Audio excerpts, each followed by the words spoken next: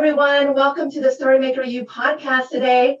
I'm really excited to introduce Katie O'Malley. She is going to be joining us for a conversation on the toxic work environments today. And this is our first time to have a guest join us. So I wanted to just welcome her and looking forward to the conversation. And I'm going to be asking her some questions. But before I do, I wanted to tell you a little bit more about Katie. She does have a master's in counseling. She is a board certified coach, in fact, and she has 15 years experience in many industries, including nonprofit, corporate, and education. She also is a senior associate director of leadership and development at the University of Chicago, the School of Business, and she works with the MBA students there. And she also has a coaching practice on the side. In her free time, she's doing coaching. She works with the Polsky Center of Education Entrepreneurship, as well as she has her own Encourage Coaching practice is the name of the company, Encourage Coaching.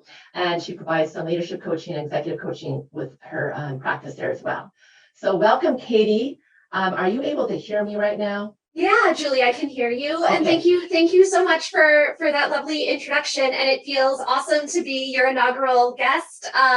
Thanks for taking a chance on me today for your audience.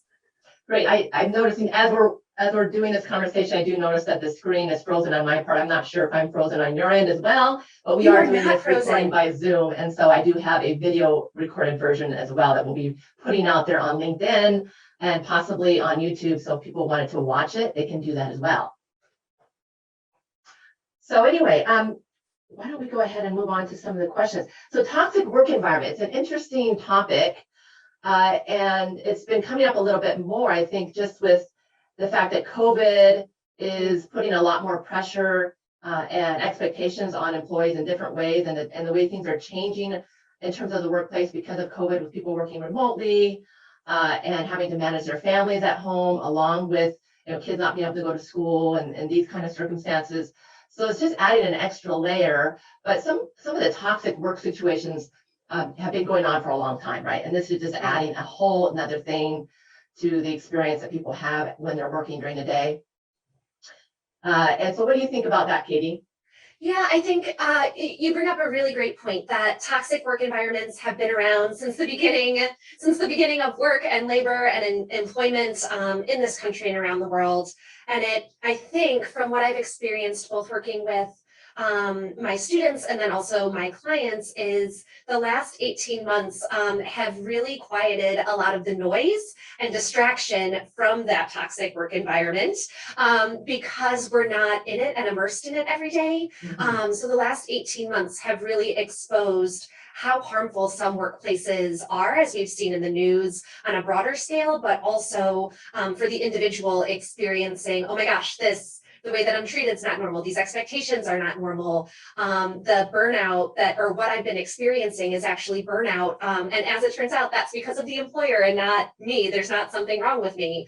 And so that kind of exposure and individual openness to being able to recognize what's happening in their environments, I think, has really elevated this topic and conversation to a point where we're actually beginning in the helping profession to have conversations around what is workplace-induced trauma, what is workplace-induced crisis, and how do we support folks who are moving through that.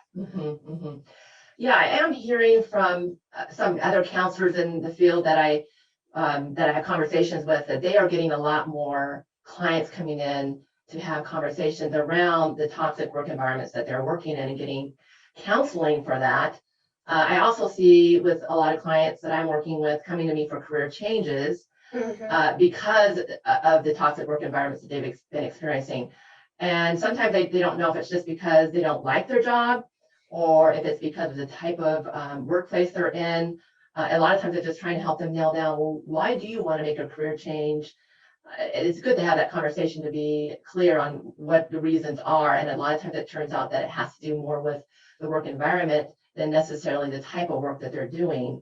That really makes them rethink, why they're making this change. But it just bringing awareness to this topic. It's not really something you can talk about at work per se. It's a hush-hush topic, right? You can't talk about things that are uncomfortable for you at work, or if you feel like you're getting micromanaged, or some things with leadership that may not feel right, and with getting input from grassroots employees and these kinds of things. It's a hard conversation to have. You can't really do it outside of places unless they're in forums like this. Or, you might hear a little bit on LinkedIn, but then, people are looking at your LinkedIn profile, so you have to be careful what you say. Yeah, it's definitely, I think the conversation is happening. It's just not happening publicly. And it's not happening on a group basis where people can look around and say, oh my gosh, it's not just me, it's all of you too. So when we feel alone in our experiences, sometimes that can kick up some shame for us, some guilt, factors that really prevent us from moving forward and figuring out what it is we do want to do with our lives, and determining either are there global toxic work factors that are contributing to me wanting to leave? Is it a more individual factor of toxicity around my own values alignment and what I'm doing? Or Julie, like you said, is it I don't like my work responsibilities, or I really don't like this field that I'm in, and being able to differentiate between the global, the individual, and also is this just a misalignment of skill and talent and interest is really important too. Right. Yeah. And, I think a lot of it is the fact that we're leveraging technology more than ever. And some industries tend to lend themselves more to difficult work environments, depending on how fast paced they may be sometimes. But really the tech industry is kind of notorious, I think, sometimes for having some difficulties with toxic environments. They've also come around and done a lot more things with trying to create fun environments and catering to the younger populations that are coming in and working with them. So they're trying to balance it, but I think technology can make it difficult because you're losing that human touch. You're losing that connection with people on a human level. And so the more you're relying on technology, the easier that personal connection can get washed out within the technology usage that you're doing and focusing on. Mm-hmm. So let's see, what other questions did I want to bring up? Julie, can we stick on the tech companies for a minute? Sure. One of the things that occurs to me is, in the attempt to try and make the workplace fun and accessible, what I also perceive is that they're trying, in a sense, also to make anything that you would need outside of work available in work. So you never really need to leave or have that kind of separation, whether it's nap pods, social engagements, bringing in your pets, whatever we can do to keep our employees and workers on the campus doing work, we will attempt to do. However, I don't think it is just the tech companies that are notorious for having toxic work environments. I think there are fields and industries, corporate and nonprofit, that suffer these same toxic practices too.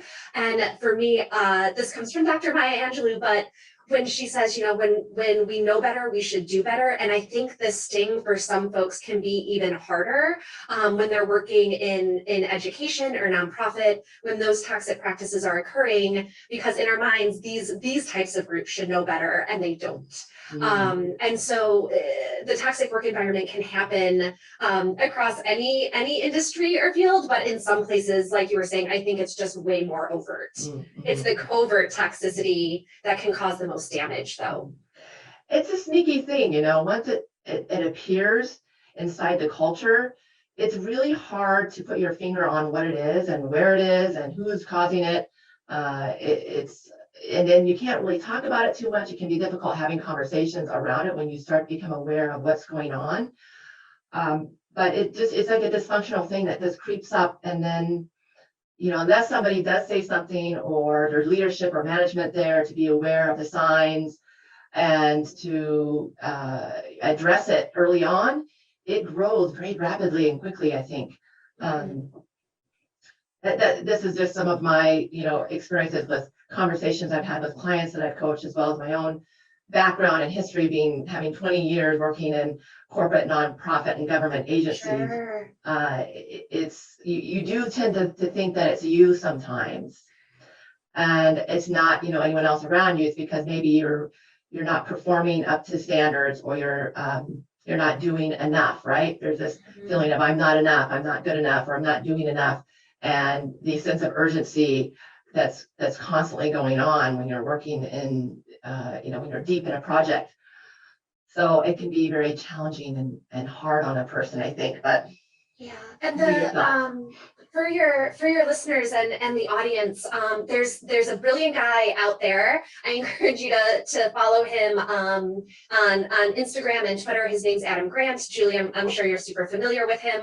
But one of the things that he talks about in his work is not when you're in an organization and trying to identify the toxicity that may be there, things to look at are not only what gets rewarded in this organization, what gets punished in this organization, but what goes unpunished in this organization. What behaviors are people allowed to get away with? What behaviors are then reinforced that are causing employee burnout? It's important to recognize what gets rewarded and punished, but also what is like the unspoken culture, because there are really bad behaviors that aren't getting fixed in the moment and instead being ignored just because it's easier. Mm-hmm. Right. What gets unpunished? Exactly. What is not addressed? What is not brought up? And what do we let slide by? Right. Exactly. It essentially is that's a very, I like what you're saying there. It's important to note that things just kind of slide by. And when you are working in a fast-paced environment, though, it's hard to not let things slide by because you're focused on getting some deliverable done or getting to a meeting, and you don't have a chance to really tap into that alert that you might have going on when something crops up and you see some behavior that's not appropriate. You don't have time to address it when you're working in the fast-paced environments that we do nowadays. Mm-hmm. How does our legal system categorize these issues? Oof. And how is it acknowledged in our legal system? Sure. So the Equal Employment Opportunity Commission is basically the central hub for bringing discrimination, bringing harassment by an employer to an employee to the forefront. And that is the legal way to go about doing it. And as I say this, know that I am not a lawyer, I'm not an attorney, I'm not a legal expert, just really here sharing resources and some of my own experience. But essentially, just claiming a toxic work environment is not something you can put forth to the EEOC. What you really have to be putting forth are strong examples of discrimination based on identity. So based on gender, based on sexual identity, based on race, ethnicity, your ability or disability status. Those are the things that would be classified as reasons to put something forth to the EEOC. Mm-hmm.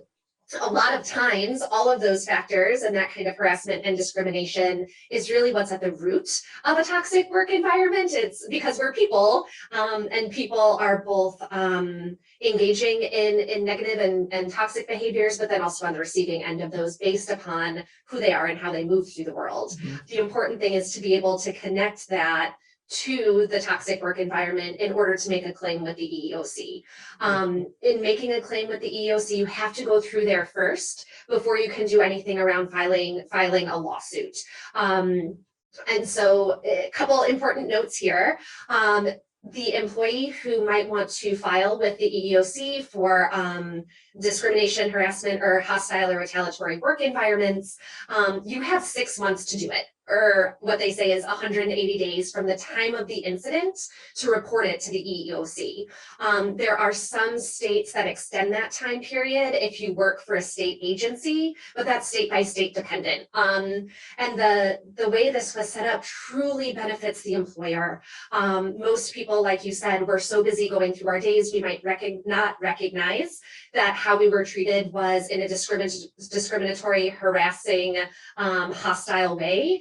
And by the time we figure it out or have summoned the courage to put something forth, that 180 days has expired. And it's really unfortunate because people are so worried about putting forth these claims and being retaliated against. And even though it's illegal to retaliate against an employee who's put forth one of these claims, it still happens. And so for folks who really need this job, or they're the sole earner in their family, that's something that might hold someone back from filing a complaint with the EEOC. Mm-hmm. Yeah, that might be the reason why a lot of people have health issues, and they're working and they can't say anything, and they're the sole supporter of their family. And so they're making all these sacrifices, working in an environment that they don't feel safe in, yet they don't even know that they can report these things. I think a lot of people don't even know about the EEOC that you mentioned. I'm not even aware that that's an option, or how to go about it seems overwhelming for them.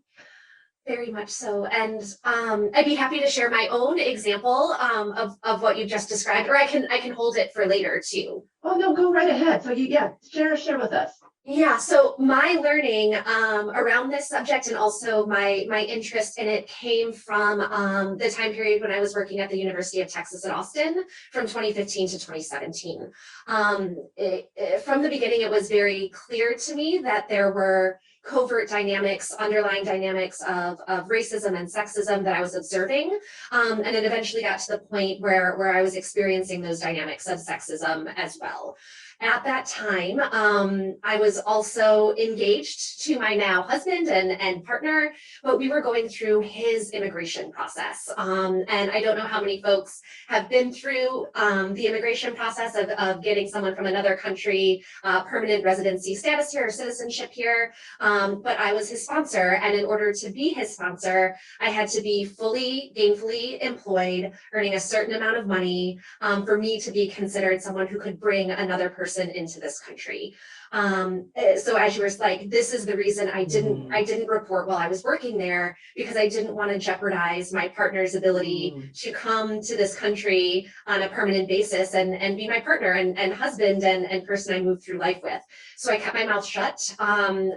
Expressing it to friends and family, and eventually just started applying for any job that was going to get me out of that situation, because it had become so hostile. The important thing to know here is, if you feel like you're experiencing these things, keep a record of it, either in Excel, Word document, some kind of Google Doc, but the date, the time, the incident, and the people involved, because if you have that record, when you're ready to report, it's going to be a great service to you in making sure that your employer is held accountable. After I started my new job at the University of Chicago Booth School of Business and launched my own coaching practice, I then felt like I was in a position where I could report all of the things that happened to me down at UT Austin. And so at that time, this is another great resource for your audience. The Time's Up Foundation was lost, and Time's Up is really it's an arm of the Me Too movement that provides legal services to folks that have been discriminated against and harassed or experienced a hostile work environment based on their gender. And while it's specifically geared towards women, any gender-related issue, I believe, is covered there. And so I reached out to the Time's Up Foundation, and within 24 hours, they responded to me with 3 different attorneys in the Midwest who were willing to work on my behalf, who validated that the information that I shared with them and the catalog of experiences that I had was absolutely sexual harassment, sexual discrimination, that I was someone who experienced both a hostile and retaliatory work environment. And it felt so affirming, Julie, to hear like, this wasn't in my head. I wasn't alone. There is a remedy for it. And all 3 of them said, we would love to help you, but your time has expired. It's been more than 180 days since your last incident or last experience of any of these factors, and we can't take your case. Well, thank you so much, Katie, for sharing that story. And I think that can give other people hope, knowing that there is at least a system in place where they can get help, and maybe encouraging them to begin this documentation process and committing to that, because that's a huge commitment, just making a decision of, okay, this is a real thing. I'm in a unsafe a situation, I really need to start documenting now. But a lot of times, even by that point in time when they make that decision, it's already gotten so bad that they want to leave immediately. But just to stick it out and start doing the documentation that you're expressing, as well as reaching out to these organizations that can help them.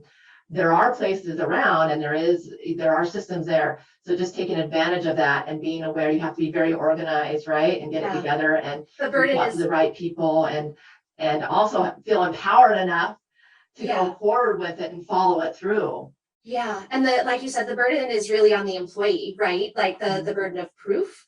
And to be clear, you don't still have to be at the organization or company to file a claim.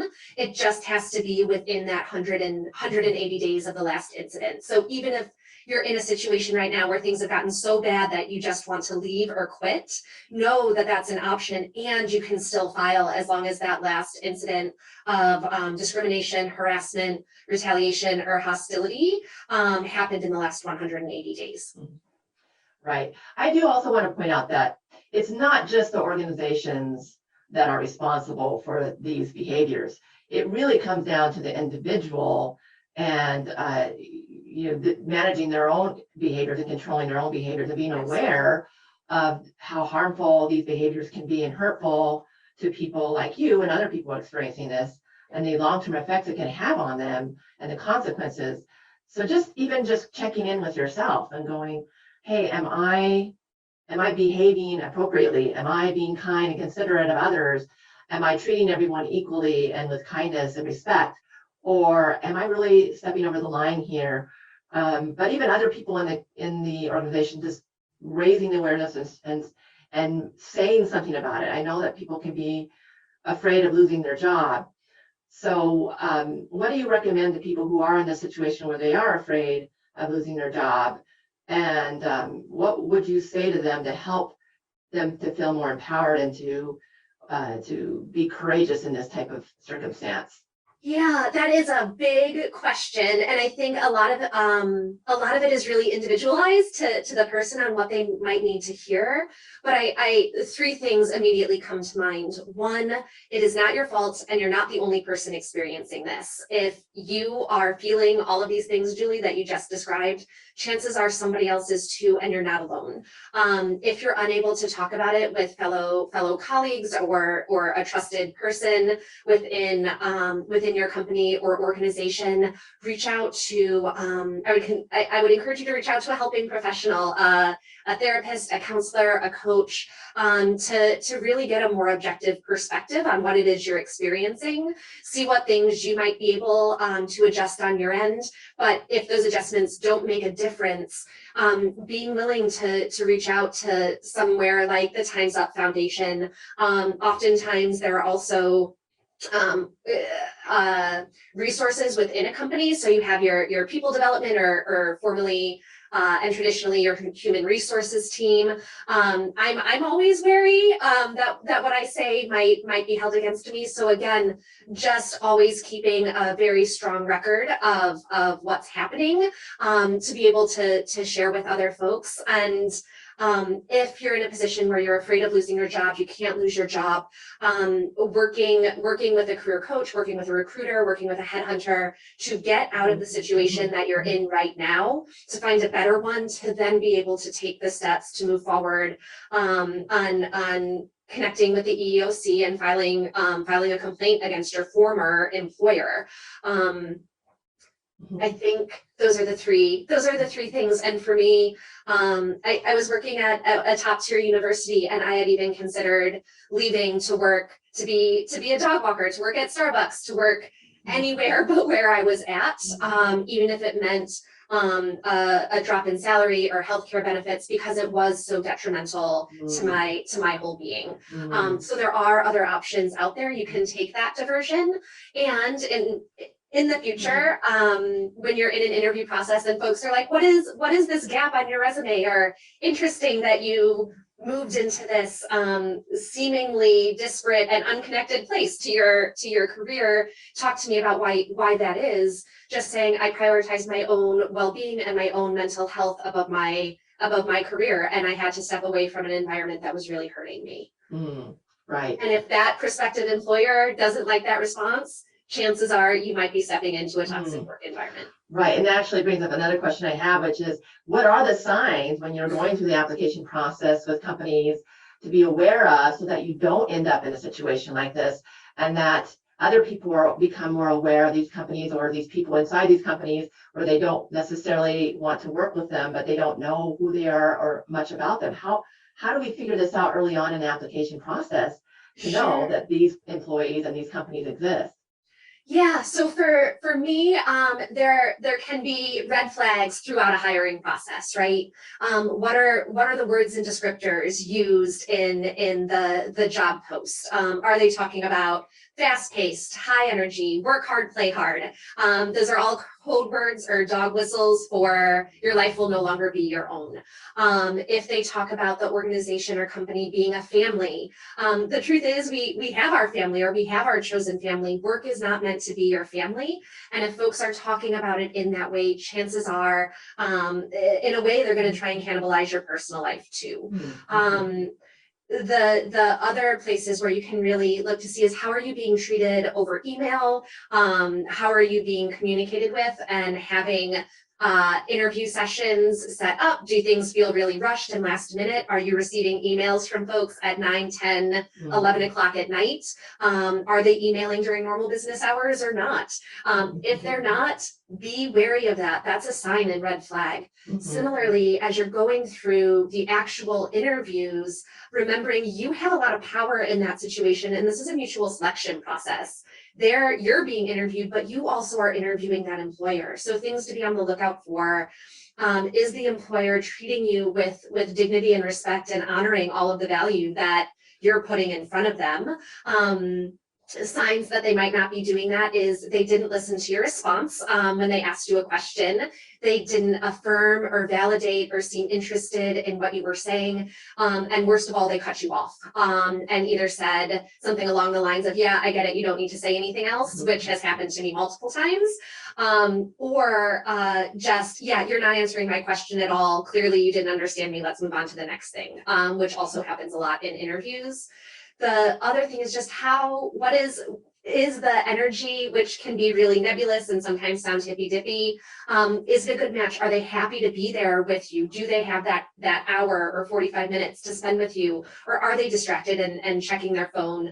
If you're on the phone or on Zoom, are they quote phoning it in because they're not really interested?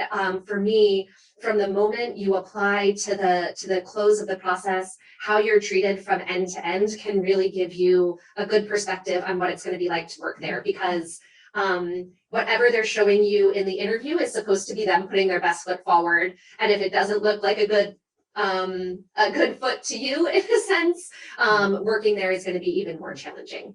I do think what you're saying is absolutely right. You know, if there's churn in the hiring process, are they changing the interview dates? Are they emailing you, calling you different odd hours of the day and time? Even sometimes I've had clients tell me about interviews they've been to, and some I've been to in my past myself, where they're not even dressed professionally at all. Like they might have their hair up in a scrunchie and a sweatshirt on, and they just look like they roll out of bed. I've had people tell me that they had someone interview and they just look like they roll out of bed.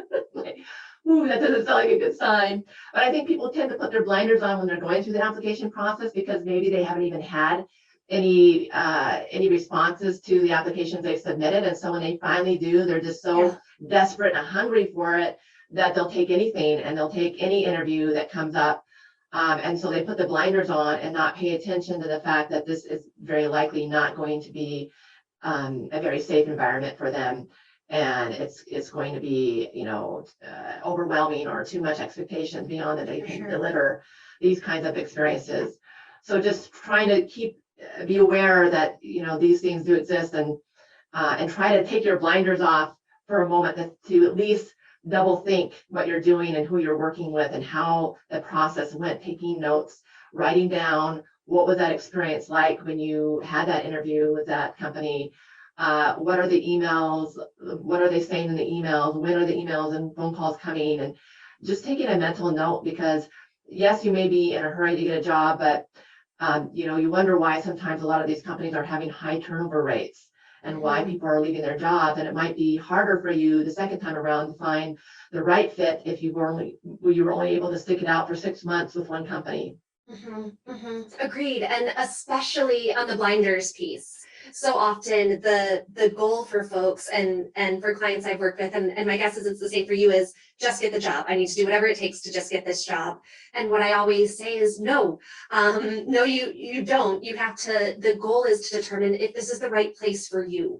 Because this is where you're going to be spending 8, 10, potentially 12 or more hours of your day. Hopefully not, but potentially. Is it a good fit for you? Because if it's not, you're going to be miserable. And those toxic elements will just keep reappearing if the blinders don't come off. Yeah, exactly. Great. So let's see. What else should we cover? Oh, what are some of the experts saying in the field about toxic work environments right now?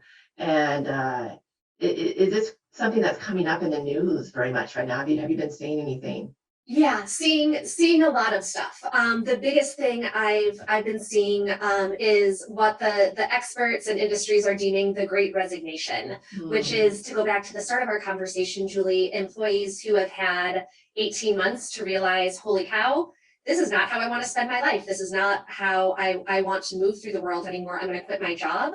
And also the other camp of folks, which is, oh my gosh, I didn't realize how toxic my work environment is. The pandemic has taught me what I truly value, what is most important to me, and I want out. The third camp is people have gotten really comfortable working from home. And now employers are like, nope, everyone needs to come back into the office. And 40% of folks are saying, if you make me come back into the office 5 days a week, I'm going to quit. So these 3 different categories of employees and people, essentially, are really all culminating together, leading to this wave being called the Great Resignation. The good news is that for folks who are looking to leave and transfer into a new job, the market is ripe for higher salaries, better benefits, because people are trying to attract and retain talent. The less good news is that unemployment for folks who have been on it throughout the pandemic is set to expire in September. So in September, the market is also going to be flooded, likely with folks who now are able and willing to return to work. So we have about a month to get you into a strong search place before the market feels really saturated. Right. Yeah, exactly. So that's interesting that it's called the Great Resignation. And I have been hearing a few things too, like I saw a report from the Society of Human Resource Management, it's SHRM, and they say that the cost to American companies for the turnover that is starting to occur is expected to be around $223 billion. Yep. Mm-hmm. That's a lot of money. That, to me, that alone is a red flag that companies need to take this a little more seriously. It costs them way too much money to have to replace their employees because their environment is hurting people in some way, and that they're not able to talk about it, and they're scared, and they're so uncomfortable that they feel like they need to leave, even though they don't want to have to look for another job. And then I saw something from CNBC that says 1 in 4 workers are considering quitting their job after the pandemic. But who's to say when after the pandemic is? Because we don't know. It seems to keep ending and starting again. Sure. But I imagine that it's happening right now. Just as a career coach, I see so many people wanting to go through career changes right now. I think we're in the midst of it, and I think people are leaving left and right. We already had high turnovers with a lot of different industries. Every 1 to 2 years, people are starting to change, and that's just one of the reasons why that's one way for people to make more money, is to just change versus staying with a company more than 5 years. But now they also are in environments where they're not happy, and it's hurting them in some way.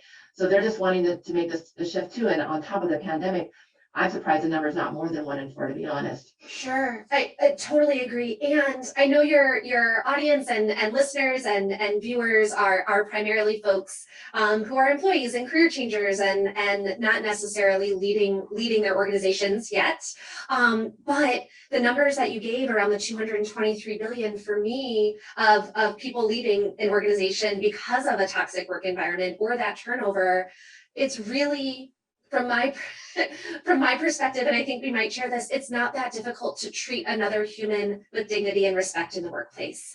And so instead of losing great employees and high potential talent because you have toxic team members that are treating them without dignity and without respect and without demonstrating their value. Replace those folks to keep the ones who are leaving because of them.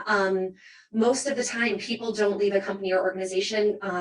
People leave their boss or their manager or their supervisor. And so if companies really want to start to drive that number down and drive the turnover down, really do an assessment of the folks that are leading teams and leading within your organization and try and diagnose and identify where your turnover is coming from, because chances are it's resulting from a person, a practice, or a process, and not necessarily the mission and vision of the company or organization. Mm-hmm. Yeah, actually, there's another report that is related to what you're talking about. I read that said it was a survey report that came out of something that Microsoft did, and it said that high productivity is masking an exhausted workforce, and that leaders are out of touch with employees, and digital burnout and loss of in-person interactions are causing some of that as well. 100%. Leadership is just getting out of touch with their employees based on, I'm sure that they have at that level a lot of high pressure and expectations as well, which makes it difficult for them to think about on a moment-to-moment basis of treating everyone with dignity and respect when they have so much high pressure and they're not getting enough sleep and rest themselves. So they're coming in a little bit emotionally drained and physically drained. It's really hard to be your best, because if you're not filling your own cup up, right? If you're not taking care of your own health needs, how are you supposed to do that for other people? How are you supposed to do that for your employees? So they're losing their own health out of the result of this, and therefore they're not able to give it back in the proper way that needs to be done. And so that's just the spillover effect of that. Yeah, it's very much, like you said, a multidimensional problem. The most important part is, though, the employee is usually not the problem to the audience. You are not the problem. There are tons of other factors at play, as Julie just pointed out. So when you're ever in a moment thinking it's just you, know that it's not. Or if you're ever in a moment where you're thinking this is your fault, know that it's not. And there are resources and supports out there for you. Yeah, and so we tend to devalue ourselves in this process when it gets really bad. And we start to have self-esteem issues. But that's a good time, especially if you are in between jobs or you're thinking about making a change. That's a good time to pause and start to check in with your values, to start to check in with your confidence level, and give yourself the time you need to do to go, what's important to me? What do I really want out of my career? And ask yourself the bigger questions in life. What's most important to me? What kind of person do I want to be remembered as? You know, these bigger questions, like if money wasn't a factor, what would I do with my life? And that way you can get grounded again, just to re-ground yourself in those core values that you have about your life, and even knowing those, you know, getting familiar with what are your core values, what's important to you, what kind of person do you want to be, where do you want your career to go, what kind of work environment will you be looking for, so that you can start attracting that type of work environment and that role that is best suited for you. Absolutely. And because some of it is that we're attracting these environments just by the fact that we're going at it desperately and just grabbing and taking, instead of just being calm and collected and thinking about, you know, clearly what it is we need to do next and thinking through the changes that we have. Yeah, it's I always like to use the analogy, choosing an employer is like choosing a partner or a boyfriend or a girlfriend or a spouse. Whatever you have left that's unhealed in yourself, or that is unsettled in yourself, you're, like you said, you're going to keep choosing the thing that's not going to serve you. And so finding that workplace that you not only bring value to, but brings value to you as well. Not everyone wants to advance to the C-suite, and that is totally fine. But what is that balance that you're looking for, and where, how do you identify it so you can find it when it presents itself to you? Right, having a good balanced life, getting back to having a balanced life. We tend to be so motivated with our goals and our dreams in one specific area of our life that we lose track of the other important things that are out there. But it's interesting. I actually just wrote an article. I haven't published it yet. I'm looking for a place to publish it, but it's on the rebound and how drawing parallels between a rebound of looking for work and the rebound that people have when they're moving from relationship to relationship. and how they're really the same thing in terms of what you do in that interim of before you bounce back and find a new partner or find a new employer, where you get grounded in your own core values and you see your value for who you are versus just jumping on to the next thing, and how important that is. Katie, any last words you want to share, or any other last thoughts you'd like to share before we shut down for today? I don't think so. I think all of my thoughts came out in this conversation, and my goodness, I can't wait to read that article, Julie. So as soon as it's published, please send it my way. Well, tell us just before we go, tell us just briefly about your private coaching business that you do, so that other listeners can learn. Sure. So in 2018, I founded Encourage Coaching. The goal was really earnest at first, which is to make career leadership and executive coaching accessible to people financially, and for coaching to also show up in a very culturally humble way, recognizing the identities that I bring to the table are very different than a lot of the identities that exist out into the world. And so with that earnest, modest goal, I grew from a single client who was working with me for leadership development coaching, who then referred me to other business partners in the Chicagoland community. Similarly, Julie, I don't know if you find this, but with my background in counseling, drawing a pretty strong, bright line between therapeutic practice and a coaching practice. And so reaching out to my former therapist, asking, hey, can I have you on my referral list? Because sometimes before people can really benefit from coaching, there are some therapeutic factors to work through first.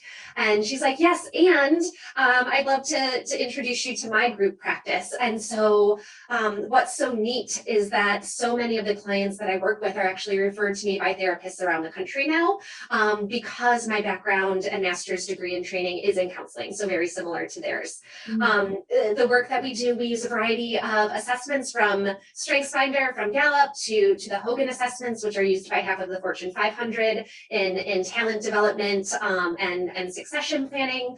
And mostly it's 50 minutes of working through wherever your energy is the greatest that day, whether it's a toxic workplace issue, whether it's, my goodness, I've only known this one industry. I don't even know what else is out there for me to do, for folks that you see too, Julie, who are career changers. It's really, really the whole gamut. And then also working with small businesses, from restaurants to dental and orthodontic practices, about how do we really motivate and develop and value the folks who are on our team, in our company, so we can retain them and keep them, so we don't experience the turnover that other places are seeing. So those are the buckets of folks that I work with. And if you're interested in learning more, encouragecoaching.org is where you can find me, or at Encourage Coach Chicago on Instagram and Facebook. Well, great. Thank you so much, Katie. And thank you to all of our listeners for sticking it out and following through. We'd love to get your reviews. If you go to any of the podcast platforms or places where you can give us a review, and I encourage you to do that. I'd love to hear your thoughts on how the program is. You can also reach us at thestorymakers.net, where you can email me or learn about our services there as well. So good luck to everybody. And thank you, Katie. Let's stay in touch. And we'll follow up, and I don't want to lose you out there. I want to keep in touch. I couldn't have picked a better person to bring on my show as a guest for the first time. I'm so excited that we connected and we're able to do this. Thank you for reaching out. Okay, take care. Thank you. Bye.